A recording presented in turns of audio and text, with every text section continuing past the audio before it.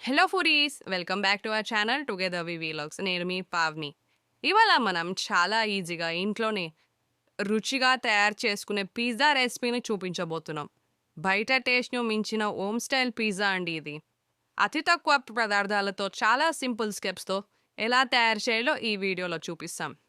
ఇంకెందుకు ఆలస్యం? తొందరగా మన వీడియోకి వెళ్ళిపోయి ఈ రెసిపీని చూసేద్దాం. పదండి. హాయ్ అండి, అందరు బాగున్నారా? నేను బాగున్నాను. నేను మీ సుధారాన్ని. ఈరోజు మన కిచెన్లో బ్రెడ్తో పిజ్జా చేస్తున్నాను. నేను అట్లా డిజైన్గా కట్ చేసుకోవాలి. ఒక ఏదైనా గిన్నెతోనైనా దేనితోనైనా. చీజు, సాల్టు, మిరియాల పొడి, చాట్ మసాలా, కొత్తిమీర, పుదీనా, కార్న్ ఉడకబెట్టినవి, చిల్లీ ఫ్లేక్స్, మయోనీస్, టమాటా సాసు.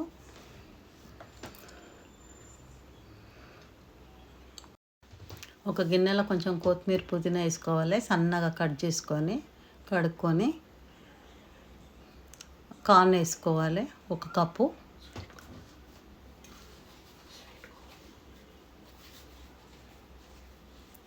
కొంచెం మిరియాల పొడి కొద్దిగా అంత ఘాటు ఉంటుంది, కొంచెం వేసుకోవాలి. చిల్లీ ఫ్లేక్స్ కొన్ని. ఇంకా నేను కారంగిన వాడను, అదే ఇక. కొంచెం చాట్ మసాలా, కొంచెం సాల్టు కలుపుకోవాలి మొత్తము.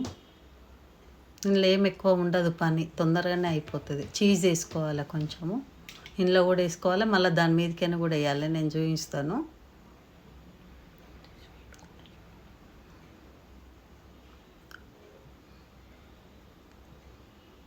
బ్రెడ్ పీసెస్ తీసుకోవాలి ఒక్కొక్కటి. తీసుకొని కొంచెం దానికి టమాటా సాసు, మయోనీస్ రుద్దుకోవాలి. నాకు బ్రష్లు ఉంటే బ్రష్లతోనే, నేను చేయితోనే రుద్దిన. కొంచెం కొంచెం దాని నిండా అప్లై చేసుకోవాలి మొత్తము. మయోనీస్ పెట్టాలి కొంచెము.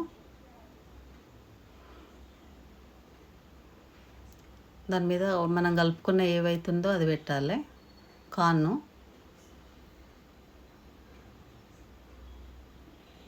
ఒక్కొక్కటి చేసి మనం పెట్టుకొని తర్వాత కూడా కలుసుకోవచ్చు. సిమ్ము మీద కలవాలి, మాడనియొద్దు. బ్రెడ్ కదా, తొందరగా మాడిపోతుంది. మనం పైన దాని మీద చీజ్ పెడతాము, అది మొత్తం కొంచెం కరిగినట్టు అవుతుంది. మెల్ట్ కాగానే తీసేసేయాలి. ఇంత మాడనిస్తే టేస్ట్ ఖరాబ్ అవుతుంది. సిమ్ మీద అంటే సిమ్ మీద అట్లా 4 పడతాయి మనకు ఒక దాంట్లో కడాయిలా. ఆయిల్ వేసుకోవాలి కొద్దిగా. మీరు బటన్ కూడా అట్లా చీజ్ కొద్దిగా వేసుకోవాలి పైన. అది కొంచెం మెల్ట్ అవుతుంది అన్నమాట.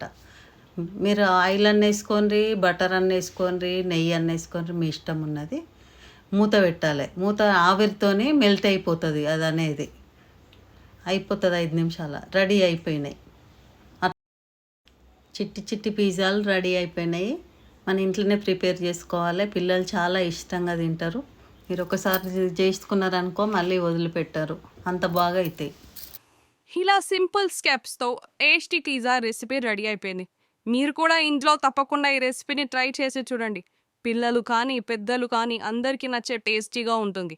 మీకు ఈ వీడియో నచ్చితే లైక్ చేయండి, షేర్ చేయండి. మా ఛానల్ టుగెదర్ వి వీలాగ్స్ని సబ్స్క్రైబ్ చేయడం మర్చిపోకండి. మీరు ఈ రెసిపీని ఇంట్లో ట్రై చేశాక టేస్ట్ ఎలా వచ్చిందో కామెంట్స్లో మెన్షన్ చేయండి. మళ్ళీ కలుద్దాం ఇంకో ఇంట్రెస్టింగ్ వీడియోలో. అంతవరకు బాయ్.